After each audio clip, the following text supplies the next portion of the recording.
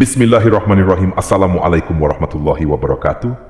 Subhanallah walhamdulillah wa la ilaha illallah wallahu akbar wa la hawla quwwata illa billahil aliyil azim.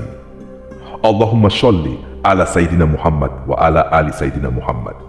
Syukur alhamdulillah kita bisa berjumpa lagi di channel ini. Harapan dan doa saya, semoga saudaraku semuanya yang menonton video ini selalu diberikan kesehatan, dilapangkan rezekinya, diampuni dosa-dosanya, dan dipanjangkan umurnya. Amin ya rabbal alamin. Sahabat beriman yang dirahmati Allah, pada saat hari perhitungan amal di akhirat kelak, hal yang pertama kali bakal dihisab adalah salat. Hal ini menunjukkan betapa pentingnya ibadah yang satu ini. Dalam suatu hadis Rasulullah SAW bersabda, sesungguhnya pertama kali yang dihisab, ditanya, dan diminta pertanggungjawaban dari segenap amalan seorang hamba di hari kiamat kelak adalah salatnya. Bila salatnya baik, maka beruntunglah ia. Dan bila mana salatnya rusak, sungguh kerugian menimpanya. Untuk itu, sangat penting bagi kita untuk rutin mendirikan salat.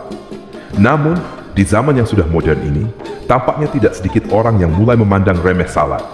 Bahkan, hanya karena suatu alasan yang sepele saja, seseorang dapat dengan mudah meninggalkan salat.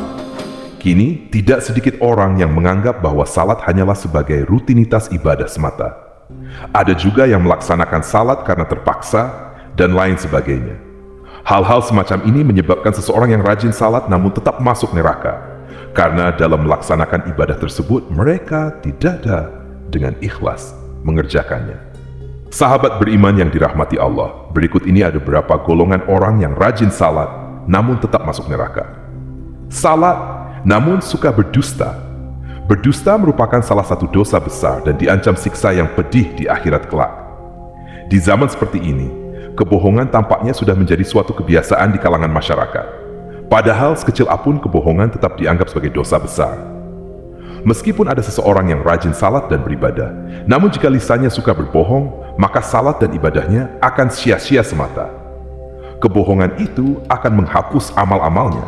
Dan jika ia mati dalam keadaan tidak bertobat kepada Allah, maka ia akan dimasukkan ke dalam neraka. Allah Subhanahu wa Ta'ala berfirman, sesungguhnya yang mengada-adakan kebohongan hanyalah orang-orang yang tidak beriman kepada ayat-ayat Allah, dan mereka itulah orang-orang pendusta. Berbohong menunjukkan salah satu ciri dari golongan orang-orang munafik. Untuk itulah mengapa kita sebagai umat Islam wajib menjauhi tindakan dusta, karena itu dapat mencelakakan kita baik di dunia maupun di akhirat. 2. Salat namun minum minuman keras. Hal ini tidak jarang kita jumpai di masyarakat. Tidak sedikit orang yang salat namun suka meminum minuman keras. Inilah akibatnya jika menganggap salat hanya sebagai suatu rutinitas semata, sehingga dalam melaksanakannya tidak dibarengi dengan hati yang ikhlas. Minuman keras adalah segala jenis minuman yang memabukkan dan sangat dilarang dalam agama Islam.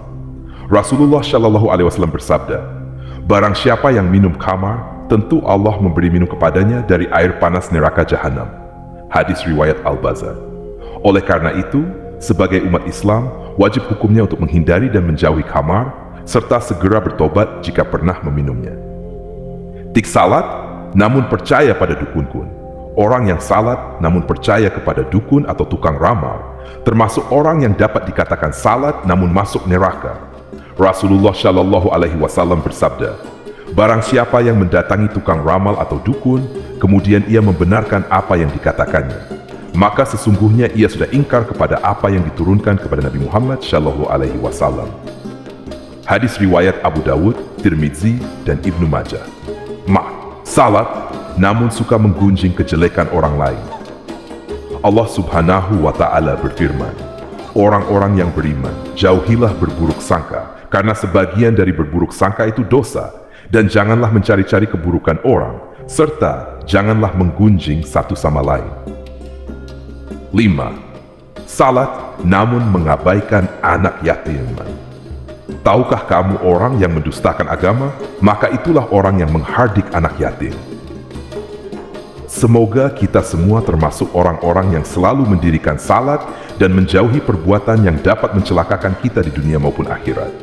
Wallahu a'lam bishawab. Demikian yang bisa saya bagikan. Semoga bermanfaat untuk kita semua. Amin ya rabbal alamin. Assalamualaikum warahmatullahi wabarakatuh.